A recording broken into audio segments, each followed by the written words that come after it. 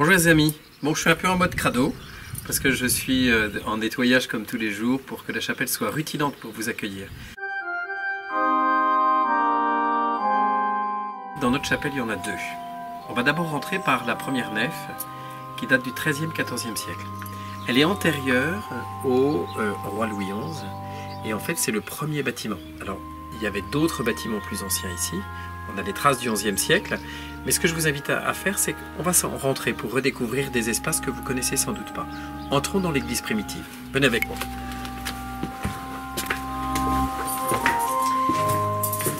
D'abord, pour pouvoir comprendre qu'on est dans la nef et dans la première église, eh bien vous avez ce qu'on appelle le baptistère, qui est forcément à l'entrée de la porte d'entrée, puisque celui qui devient chrétien, il doit passer par le baptême.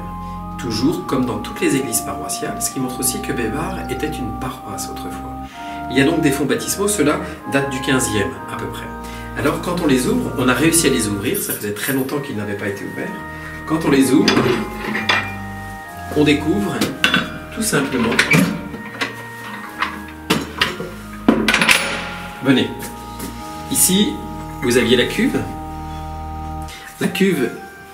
d'où l'on prenait l'eau bénite. Ici vous aviez l'espace qui permettait de garder les saintes huiles, l'huile des catéchumènes et l'huile pour le Saint-Crème. Et puis quand on baptisait un enfant, en fait on prenait l'eau et on versait l'eau sur la tête de l'enfant et l'eau partait sous le sanctuaire, puisque c'est une eau qui donne la vie. Et là où il y a la vie, eh bien c'est au cœur du sanctuaire. Donc ça veut dire que quand on rentrait, le premier acte qui était posé, c'était l'acte baptismal. Et on rentrait dans la vie de Dieu. Et ensuite on peut s'avancer vers le Christ. C'est très intéressant parce que le baptistère est juste à côté du rocher. Juste pour nous rappeler, comme Moïse qui a frappé le rocher et l'eau a jailli du rocher. C'est pour nous rappeler ce lien entre cette eau dans le rocher qui vient donner la vie et qui sort du côté du Christ. C'est pour ça qu'on est dans l'église qui signifie le Christ.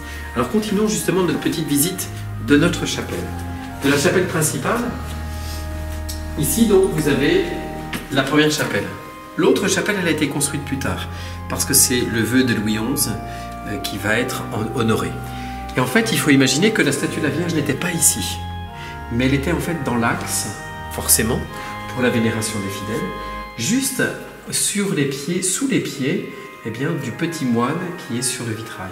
Vous avez un écusson en fait d'une famille dont on retrouve l'époux et l'épouse, et la Sainte Vierge était posée sur cet écusson-là, et l'autel principal était posé le long du mur, comme on pouvait avoir un autel comme cela jusqu'au Concile Vatican II. Alors venez voir, on va continuer.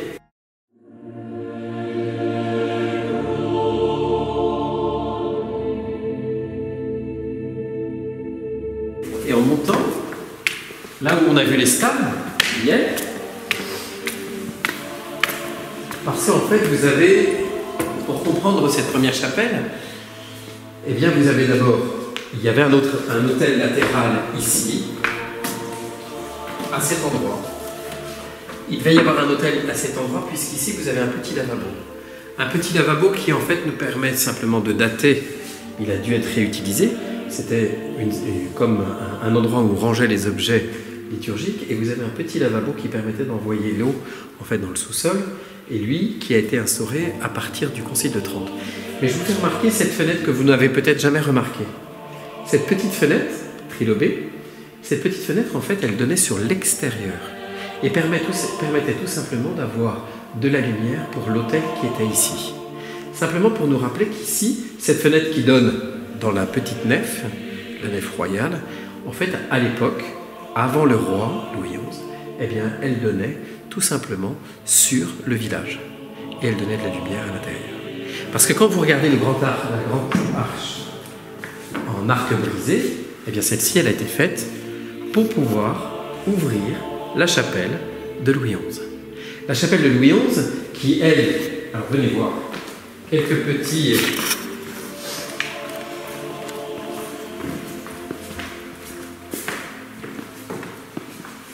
La chapelle de Louis XI, on peut presque dire, donc en quelque sorte, ici vous avez le mur d'origine de la chapelle XIIIe, XIVe siècle. Ici vous avez un arc qui permet d'accéder à cette chapelle qui est royale. Parce que si on regarde la voûte en lambris, vous avez en fait l'écusson royale de la Maison de France avec les 3 fleurs de lys. Ça, c'est très important parce que c'est, quand vous regardez la voûte, même si elle est plus tardive, elle a été refaite, mais vous n'avez pas les mêmes écussons. Ici, certains des lambris sont contemporains de Louis XI. Et là, c'est intéressant parce que ici, vous avez véritablement une chapelle votive avec une particularité. On peut se poser la question, mais pourquoi est-ce qu'il y a un placard ici? En fait, ce n'est pas un placard. À l'époque de Louis XI, il faut imaginer, puisque Louis XI passait par la porte pour aller au logis du roi, la porte qu'on prend généralement, qui est en fait la porte royale, eh bien, le roi arrivait avec les membres de sa famille et quelques personnes, parce qu'il y a suffisamment d'espace pour accueillir un peu de monde, et dans cette placard-là, en fait, c'est une cheminée. Une cheminée parce que le roi, en fait, tout simplement, eh bien, quand il venait à la messe, eh bien, insistant à la messe, il était chauffé. Et il faut imaginer là aussi qu'il y avait sous la verrière que vous avez ici, vraisemblablement un autel, puisque vous avez sur le côté aussi un espace de sacristie. Donc la famille royale avait un autel qui lui était propre, avec le vitrail où on retrouve Louis XI, son fils également, etc. Et certains sont contemporains, en particulier les moines que vous avez en dessus, vous avez les moines de Saint-Nicolas d'Angers, puisqu'il y avait un lien avec l'abbaye de Saint-Nicolas. Donc ici, on est dans la chapelle royale. Chapelle royale avec justement, entre autres, eh bien, cette épigraphe, ce texte taillé dans la pierre, qui est un épigraphe royal, où à l'intérieur, vous avez un texte qui rappelle les droits qui sont liés à la chapelle. Mais on va s'arrêter là parce que je crois qu'on a dit suffisamment de choses. Vous voyez, il y a beaucoup de choses à dire sur notre chapelle. En fait, ça n'est pas une chapelle, mais 2 chapelles qui se sont associées, en quelque sorte, et qui vont se regrouper l'une avec l'autre. Simplement pour nous dire que c'est pas si simple, mais ça raconte tout simplement l'histoire du peuple de Dieu et un peuple qui se rencontre.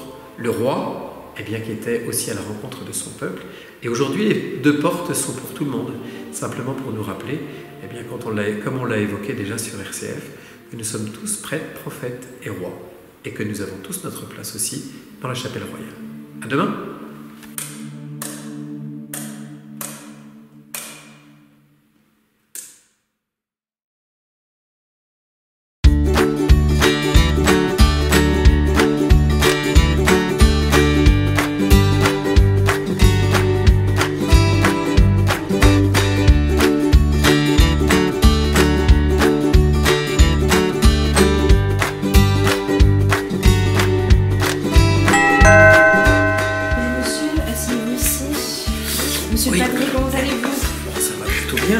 Ça va bien. Comme d'habitude. Oui, enfin là il y a peu de travail parce que ça fait un petit moment quand même. Oui. Comme d'habitude avec un peu plus de travail pour le padré. Oui, il y a un. Monsieur le padré, bonjour monsieur le padré, j'arrive. Bonjour. Voilà. Ça sera pour la barbe. Ah oui, les cheveux ont un peu souffert là. Non, la barbe surtout la barbe. Mais... Avoir une belle barbe. Digne de ce nom, ma mère sera heureuse. Ah oui, c'est poussé. Voilà. Bon, moi je vous laisse, hein. je vais chercher le shampoing. Non, le shampoing est fait. Je finis avec ma moussière. Oui, le shampoing a été fait. Oula, bah oui, effectivement, il y a du boulot là, hein. Bon, comment allez-vous? Bah, on fait aller. Non. C'est parti.